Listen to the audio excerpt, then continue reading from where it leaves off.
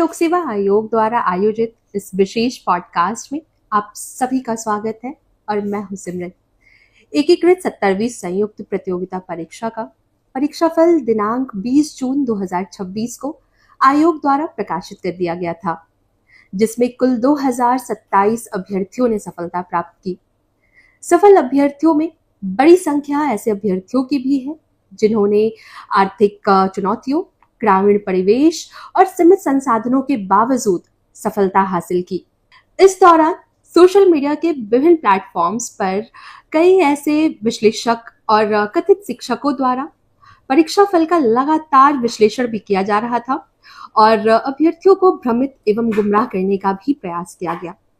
Social media पर चल रहे ऐसे तमाम मुद्दे और कुछ महत्वपूर्ण सवालों पर चर्चा करने के लिए आज हमारे साथ मौजूद हैं भारतीय प्रशासनिक सेवा के वरिष्ठ पदाधिकारी एवं बिहार लोक सेवा आयोग के परीक्षा नियंत्रक श्री राजेश कुमार सिंह जी। सर, आपका बहुत बहुत स्वागत है।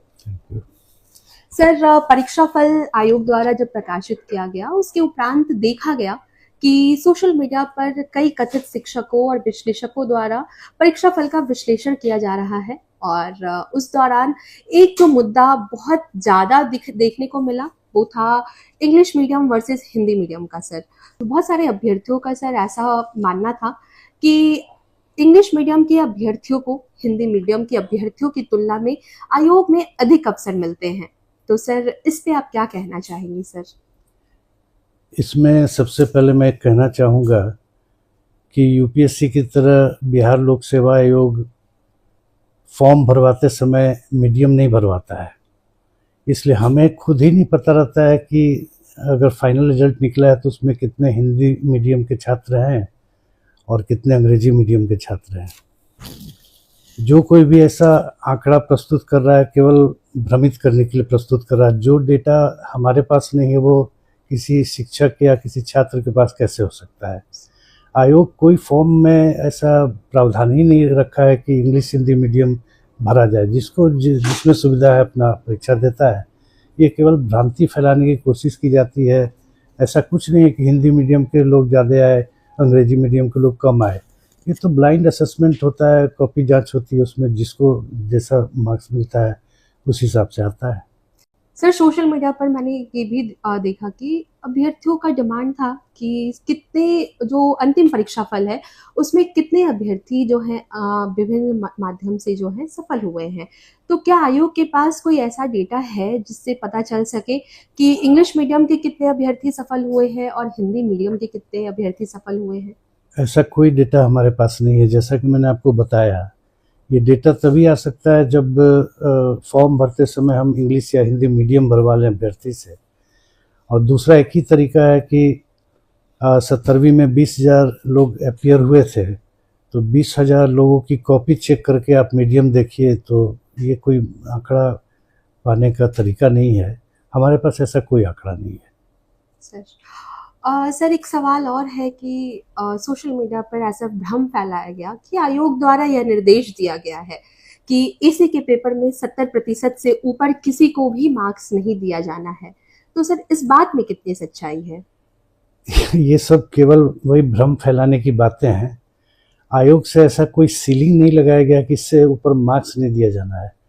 70% से ऊपर और 30% से कम मार्क्स देने पर वह प्रश्न हेड एग्जामिनर के लॉगिन में स्वतः चला जाता है। एग्जामिनर द्वारा 30% से कम या 70% से ऊपर मार्क्स दिया गया, वो हेड एग्जामिनर के लॉगिन में चला जाता है। हेड एग्जामिनर केवल इतना जांचते हैं कि जो मार्क्स दिया गया, जो अंक प्रदान किए गए वो सही है। इसके अलावा आयोग की तरफ से कोई बाध्यकारी ये परिस्थिति नहीं दी गई है या कोई सीलिंग नहीं लगाई गई है कि 70% से ऊपर मार्क्स नहीं दिया जाना। बिल्कुल देते हैं लोग। कई लोगों को 75% मार्क्स आए हैं एसए में, या जिसमें सबसे ज़्यादा आरोप लगता है कि एसए में किसी माध्यम में कम मार्किंग की गई, किसी माध्यम में ज़्यादा मार्किंग की गई। ये सब बिल्कुल गलत बात है। तो सर, क्या यह अफवाह जो सोशल मीडिया पर चल रहा है कि हिंदी माध्यम के कंपेयर में जो इंग्लिश माध्यम के बच्चे थे उनको अधिक मार्क्स दिए गए हैं इस 70वीं की परीक्षा में, तो सर इस पे क्या स्टैंड है आयोग? देखिए, हमारे पास एक ही डेटा इस संबंध में मिल सकता है। जैसे अभी 71वीं मुख्य परीक्षा की कॉपियों की जांच चल रही है। तो 11,000 लगभग कैंडिडेट है, उसमें 5596 कैंडिडेट हिंदी माध्यम के हैं और 5400 कुछ कैंडिडेट हैं जो अंग्रेजी माध्यम के हैं। ये कोडिंग के समय हम लोग देख लेते हैं कितने इंग्लिश माध्यम की कॉपी है, कितने हिंदी माध्यम की है, इसलिए ताकि उस अनुपात में हिंदी या अंग्रेजी के शिक्षकों को बुलाया जा सके।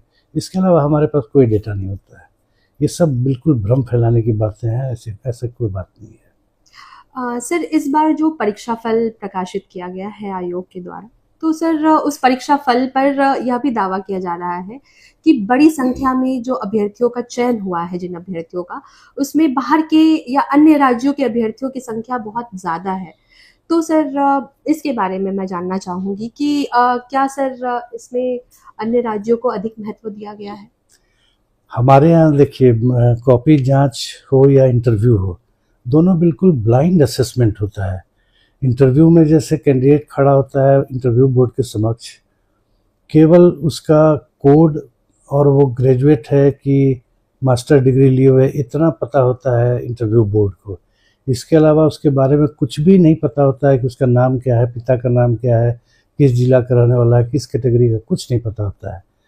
और हमारा इंस्ट्रक्शन होता है इंटरव्यू बोर्ड के सभी मेंबर्स को कि इन सब बातों को पूछने से परहेज करें। ज़्यादा से ज़्यादा ये पूछ सकते हैं कि किस सब्जेक्ट में ग्रेजुएट है या MSc किए हुए है, ताकि उससे संबंधित क्वेश्चन पूछा जा सके।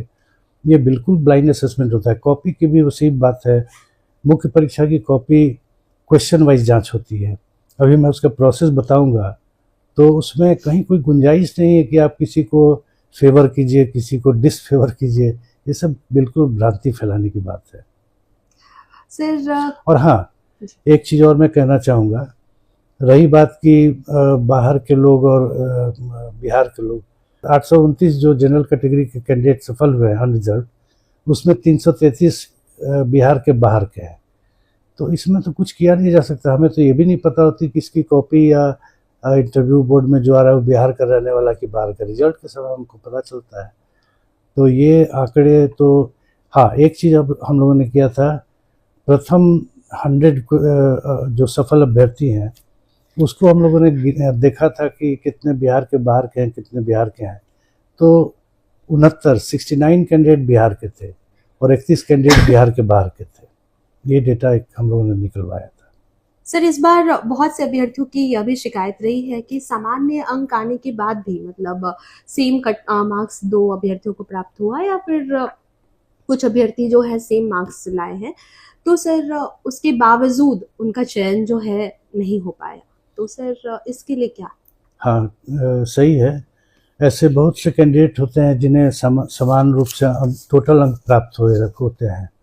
तो उसमें तरीका क्या है कि अगर एक ही सीट बची और 2-3 कैंडिडेट हैं जिनको समान अंक है, तो उसमें तरीका यह है कि पहले रिटन के टोटल मार्क्स में जिसको ज़्यादा है उसको लिया जाता है। अगर रिटन के सभी कैंडिडेट जो 2-3 हैं सबको रिटन में बराबर मार्क्स है, रिटन का मतलब है GS1, GS2 और एसए मिलाकर, तो वो भी अगर समान अंक है तब देखा जाता है कि एसए में किसको ज़्यादा मार्क्स है। वो भी अगर संयोग से समान अंक हो गया तो डेट ऑफ बर्थ देखा जाता है, जिसमें अधिक उम्र वाले को प्रेफर किया जाता है। यही आयोग का तरीका है और आज से ये हर एग्जाम में फॉलो होता है। तो कई लोग को एक और मैं बात बता दूं, पीटी या मेन में अंतिम जो कट ऑफ मार्क्स किसी कैटेगरी का है उस पर जितने कैंडिडेट होते हैं उसको हम लोग ले लेते हैं। जैसे मुझे याद है 70वीं के मुख्य परीक्षा में 445 जो जनरल कैटेगरी का कट ऑफ गया था, अनरिजर्व कैटेगरी का, तो 445 अंक पर 26 स्टूडेंट थे। मैंने गिना था 26 स्टूडेंट थे। तो मुख्य परीक्षा और पीटी में क्या होता है कि 2600 को हम लोग ले लेते हैं। उसमें चूँकि सीट का लिमिटेशन होता नहीं है, लेकिन फाइनल रिजल्ट में सीट का लिमिटेशन होता है, इसलिए हम पहले देखते हैं कि एग्रीगेट मार्क्स किसका ज़्यादा है। वो अगर समान है तो फिर देखते हैं एसए में किसको ज़्यादा है, एसए भी अगर समान है तो डेट ऑफ बर्थ देखते हैं। यही तरीका है। सर, ऑन स्क्रीन मार्किंग प्रक्रिया क्या है और इसको अपनाने से क्या फ़ायदे हैं सर? ऑन स्क्रीन इवैल्यूएशन की प्रक्रिया पिछले 3-4 सालों से आयोग में अपनाई जा रही है। ऑन स्क्रीन प्रक्रिया अपनाने से कॉपी की जांच जल्दी हो जाती है और पैरवी या इस तरह की किसी चीज़ की गुंजाइश बिल्कुल ज़ीरो हो जाती है। ऑन स्क्रीन इवैल्यूएशन में पहले हम लोग क्या करते हैं कि सभी कॉपियों का रोल नंबर और नाम हटा करके कोडिंग कर देते हैं। डबली कोडेड रहता है कॉपी, उसके बाद उसकी स्कैनिंग की जाती है। पिछले मुख्य परीक्षा जिसकी अभी कॉपी जांच चल रही है उसमें 24 लाख पेजेस की स्कैनिंग हुई है, सब मिलाकर 11,000 स्टूडेंट हैं, लगभग 24 लाख पेज की स्कैनिंग हुई है। 70वीं में ये 32 लाख का आंकड़ा, 32 लाख से भी ज़्यादा का आंकड़ा था।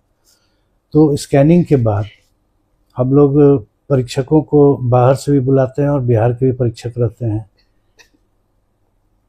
हर एक परीक्षक को अपने कंप्यूटर स्क्रीन पर सिर्फ एक क्वेश्चन दिखता है, पूरी कॉपी नहीं दिखती है, और ये भी रैंडमली असाइन किया जाता है। और एक प्रश्न में हम लोग कम से कम 4 परीक्षकों को लगाते हैं। हिस्ट्री या स्टैट वगैरह ऐसे सब्जेक्ट हैं जिसमें 6-7 भी लगाते हैं। एसए में तो हिंदी एसए में 14 परीक्षकों को लगाया गया था, इंग्लिश एसए में भी करीब 8 परीक्षकों को इस बार लगाया गया। तो कोई परीक्षक जैसे हिस्ट्री है, हिस्ट्री में 3 क्वेश्चन है। हिस्ट्री के 2 नंबर क्वेश्चन में सपोज हमने 6 परीक्षक को लगाया है, तो 11,000 स्टूडेंट अभी मुख्य परीक्षा दिए हैं। 11,000 में किसका क्वेश्चन हिस्ट्री का 2 नंबर किस एग्जामिनर के पास जाएगा, ये बिल्कुल कंप्यूटर द्वारा रैंडम निर्धारित होता है। परीक्षक को जैसे इंटरव्यू बोर्ड का मैंने बताया कि रैंडम असेसमेंट करना होता है, पर्सनालिटी टेस्ट करना होता है, उसी तरह बिल्कुल रैंडम उनके सामने क्वेश्चन है और उसका आंसर है, उसकी जांच उन्हें करनी होती है। किस अभ्यर्थी का प्रश्न है ये सब वहाँ कुछ वो देख ही नहीं सकते हैं, तो वो जांच करते हैं, बाद में कंप्यूटर से उसको कॉपी वाइज फिर समायोजित कर लिया जाता है। और इससे फ़ायदा है कि हम अनइवैल्यूएटेड कॉपी और इवैल्यूएटेड उत्तर पुस्तिका दोनों ही स्टूडेंट के लॉगिन में डाल देते हैं, माने स्टूडेंट अपना देख सकता है, प्रिंट आउट कर सकता है। तो एक फ़ायदा तो है कि स्कैनिंग करके और इवैल्यूएटेड अनइवैल्यूएटेड कॉपी हम उसके लॉगिन में डाल देते हैं। ये कम ही आयोग में इतना पारदर्शी व्यवस्था है कि हम स्टूडेंट को देखने देते हैं कि हाँ भाई आप देख लीजिए क्या आपको मार्क्स आया है, और रिजल्ट निकालने के पहले करीब 20-22 दिन स्क्रूटनी का काम चलता है, वो भी इम्पॉर्टेंट है। इसीलिए आप ये देखेंगे कि रीटोटलिंग या किसी क्वेश्चन को अनइवैल्यूएटेड छोड़ दिया गया, ऐसा कभी शिकायत नहीं आती है। तो ऑन स्क्रीन से सबसे बड़ा फ़ायदा है कि पैरवी की गुंजाइश तो 0 हो जाती है, और सबसे बड़ी बात है कि स्टूडेंट को उनके लॉगिन में मिल जाता है देखने के लिए, स्कैनिंग करा कर ही हम लोग देते हैं। तो ये अच्छा है, आयोग के लिए भी अच्छा है कि स्टूडेंट को लॉगिन में देते हैं, पारदर्शी प्रक्रिया है। क्योंकि मुझे जहाँ तक पता है बहुत कम आयोग हैं जो स्टूडेंट को लॉगिन में मुख्य परीक्षा की भी कॉपी दे देते हैं। हम लोग तो अनइवैल्यूएटेड भी दे देते हैं कि स्टूडेंट देख ले कि कोई पेज ब्लर स्कैन नहीं हुआ है, कोई पेज छूट नहीं गया है। होता है जहाँ 24 लाख 35 लाख पेज की स्कैनिंग हो रही है तो एक आध पेज ब्लर आ जाता है, तो तुरंत स्टूडेंट मेल करता है, उसको हम लोग फिर कॉपी निकलवा के रीस्कैन करा देते हैं। तो सर क्या ये ओएसएम की जो प्रक्रिया है अन्य आयोगों में भी अपनाई जाती है? हाँ, कुछ राज्य के आयोगों में ये अपनाई जा रही है, लेकिन सभी जगह नहीं, कुछ ही राज्य के आयोग, लेकिन इसकी लोकप्रियता बढ़ती जा रही है और मुझे लगता है धीरे धीरे इसका प्रचलन बढ़ेगा। सर मैं ये भी जानना चाहूंगी कि ओएसएम में जो परीक्षक होते हैं क्या उनके मूल्यांकन की भी जांच की जाती है? हाँ, ये एक दूसरा फायदा ये है कि अगर आप ऑन स्क्रीन इवैल्यूएशन नहीं करा रहे हैं तो कौन परीक्षक कितना अंक दे रहा है ये हम लोग इवैल्यूएट करना मुश्किल हो जाएगा। लेकिन ऑन स्क्रीन इवैल्यूएशन में ग्राफिकली हम लोग हर सप्ताह या 10 दिन पर ये भी देख लेते हैं, ग्राफ के रूप में हमारे सामने आता है कि मान लीजिए कि 38 अंक का एक क्वेश्चन है, तो उसमें कोई परीक्षक अधिकतम 30-32 दे रहा है और न्यूनतम 24-25 दे रहा है अगर लिबरल है। तो कोई बहुत स्ट्रिक्ट एग्जामिनर है तो वो अधिकतम 25 दे रहे हैं और न्यूनतम 16 या 17 दे रहे हैं। तो वो हम लोग ग्राफिकली देख लेते हैं और फाइनली दोनों परीक्षक को बुला करके जो ज़्यादा लिबरल है कि नहीं आप थोड़ा स्ट्रिक्ट होइए, जो ज़्यादा स्ट्रिक्ट है उनको थोड़ा लिबरल होइए, ताकि एक समान ये देखिए एक ही क्वेश्चन को 5 अलग अलग आदमी को आप दे दीजिए जांच करने, तो ये तय बात है कि पांचों अलग अलग अंक देंगे, एकदम समान अंक दें ये बहुत रिमोट पॉसिबिलिटी है, मगर उसको भी इक्वलाइज करने के लिए हम लोग ये ग्राफिकल एनालिसिस करते हैं और संबंधित परीक्षकों को सुधार करते हैं। जैसे एक चीज़ और बता दूं, मैं इसी क्रम में 70वीं मुख्य परीक्षा में एक परीक्षक ने हिस्ट्री के क्वेश्चन में 0 अंक दे दिया काफ़ी सारे लोगों को। ये हम लोग के डेटा एनालिसिस से ही पता चला, जबकि हम लोग मान के चलते हैं कि पीटी परीक्षा कंप्लीट करके आया हुआ स्टूडेंट 0 अंक पाने का हकदार नहीं होता। हो सकता है कि साइंस का स्टूडेंट है, आर्ट्स का बिल्कुल किसी प्रश्न का नॉलेज ना हो, या आर्ट्स का स्टूडेंट है, साइंस का कोई कठिन प्रश्न आ गया तो नहीं लिख पाया। तो ऐसा मतलब रिमोट पॉसिबिलिटी नहीं है, लेकिन 0 अंक को हम लोग अवॉइड करते हैं और ये देख लेते हैं कि बहुत ज़्यादा। तो उसमें एक परीक्षक थे जिन्होंने 200 लोगों से भी ज़्यादा बच्चों को 0 अंक प्रदान कर दिए। तो उसका हम लोगों ने री एग्जामिन कराया दूसरे एग्जामिनर से, दूसरे एचई से, तो उसमें अंक बढ़े, तो उस परीक्षा को हटा भी दिया गया है। तो ये सब चीज़ें हम लोग ग्राफिकली देख लेते हैं। मतलब एक्शंस भी लिए बिल्कुल ऐसा नहीं कि परीक्षक जो भी जांच दिए हम सीधे रिजल्ट निकाल दिए। स्क्रूटनी होती है कि परीक्षक द्वारा कोई अनइवैल्यूएटेड क्वेश्चन नहीं छोड़ दिया गया, टोटलिंग में कोई गड़बड़ी नहीं हो गई मैंने, और भी जिस प्रश्न के आगे अंक देना है उसी प्रश्न के आगे उन्होंने अंक दिया है। छोटी बड़ी और भी बहुत सी चीज़ों को हम लोग देखते हैं। 0 अंक वाले को भी देखते हैं। 0 अंक देने से मना ही नहीं है, उसकी रीचेकिंग करा लेते हैं दूसरे एग्जामिनर से कि हाँ अगर 0 अंक पाने का हकदार है, दूसरा एग्जामिनर भी कहता है तो ठीक है। लेकिन उस एग्जामिनर का जो 70वीं में मैं बता रहा हूँ, उन्होंने 200 से ज़्यादा स्टूडेंट को 0 अंक दे दिए थे, जिसकी दोबारा जांच कराने पर लगभग सारे स्टूडेंट के अंक 1 से लेके आगे तक बढ़ गए थे। सर एक सवाल और है कि 70वीं संयुक्त प्रतियोगिता परीक्षा का जो है परीक्षा फल प्रकाशित किया हुआ 1 महीने से ऊपर का वक्त हो गया है सर, और जो अभ्यर्थी के अंक हैं वो भी रिजल्ट दे दिया गया है उनको, लेकिन सर मूल्यांकित कॉपियां कब तक उनको मिल जाएंगी? अभी ये मिड अगस्त में हम लोग जारी कर देंगे। एक्चुअली अभी कई काम साइमल्टेनियसली चल रहे हैं। हमें अगस्त माह में कई रिजल्ट निकालने हैं। 71वीं की मुख्य परीक्षा की कॉपी की जांच चल रही है, 72वीं पीटी की तैयारी भी चल रही है, तो थोड़ा सा टाइम लगेगा, लेकिन मिड अगस्त में हम लोग इवेलुएटेड कॉपी भी स्टूडेंट को दे देंगे। सर रिजल्ट को लेकर के भी अभ्यर्थियों का प्रश्न रहा है, तो सर एसओ और डीएसओ इनके रिजल्ट का क्या है? एएसओ और डीएसओ नहीं, जिला खेल पदाधिकारी, सहायक पर्यावरण वैज्ञानिक, स्टेनोग्राफर, बहुत सारी परीक्षाएं हैं। मुझे याद पड़ता है 7 रिजल्ट हमें देने हैं। अगस्त में हमारा रिजल्ट देने का ही महीना है, तो अगस्त में ये 6-7 रिजल्ट आ जाएंगे। तो सर विशेष शिक्षक के अभ्यर्थी जो हैं वो भी रिजल्ट के लिए बहुत वक्त से क्वेरी कर रहे हैं, तो सर उनके रिजल्ट क्या अगस्त में? विशेष शिक्षक में कुछ कठिनाई है। उसमें सबसे बड़ी कठिनाई है कि कोई 3 ऑप्शन भरना था अभ्यर्थी को, मगर ज़्यादातर अभ्यर्थियों ने 9 के 9 ऑप्शन भर दिए हैं। तो हम लोग पोर्टल खोल रहे हैं, उसकी तैयारी चल रही है। फिर से उन्हें कोई 3 ऑप्शन जिसके लिए वो एलिजिबल है, अपने ग्रेजुएशन या इंटर उन्होंने जिस सब्जेक्ट में किया है उसके लिए वो अधिकतम 3 ऑप्शन देने के लिए एलिजिबल है, लेकिन सभी ने 9 भर दिया है। अब है क्या कि मान लीजिए प्रथम 3 हम अगर ऊपर से चुन ले जो उन्होंने भरा है, केस ये भी संभावना थी, और मान लीजिए उसमें क्वालिफाई नहीं कर रहे तो उनका रिजल्ट होते हुए भी नहीं हो पाएगा। तो हम फिर से पोर्टल खोलने जा रहे हैं, फिर से उनका ऑप्शन लिया जाएगा, उसके बाद रिजल्ट प्रकाशित किया जाएगा। सर टीआरई 4 की अधियाचना क्या आयोग को प्राप्त हो गई है? हाँ, टीआरई 4 की अधियाचना हमें प्राप्त हो गई है। उसमें थोड़ी सी त्रुटि है, उसको हम लोग आज ही शिक्षा विभाग को लिख रहे हैं, और वहाँ से त्रुटि निराकरण के बाद प्राप्त हो जाएगा तो आगे की हम लोग कार्रवाई करेंगे। तो लगभग सर अगर कोई एस्टिमेटेड टाइम अगर लेकर चले कि कब तक चले आ जाएगी अधियाचना? ये तो निर्भर करता है कि कितने दिन में शिक्षा विभाग अधियाचना को सुधार करके भेज देगा। फिर विज्ञापन तैयार करके उसका प्रारूप सहमति के लिए हम लोग भेजते हैं, तो उम्मीद करते हैं अगस्त में कभी भी हम लोग निकाल देंगे। Sir thank you so much sir. आशा करती हूँ कि हमारे सभी अभ्यर्थियों के सभी प्रश्नों के उत्तर मिल गए होंगे और उनकी सारी आशंकाएं दूर हो गई होंगी। इस पॉडकास्ट के माध्यम से मैं अभ्यर्थियों से एक विनम्र आग्रह भी करना चाहूंगी। आपका समय और आपकी मेहनत दोनों बहुत ही मूल्यवान है, इसलिए इसे तथ्यहीन दावों, भ्रामक सूचनाओं और निराधार अफवाहों के पीछे व्यर्थ ना करें।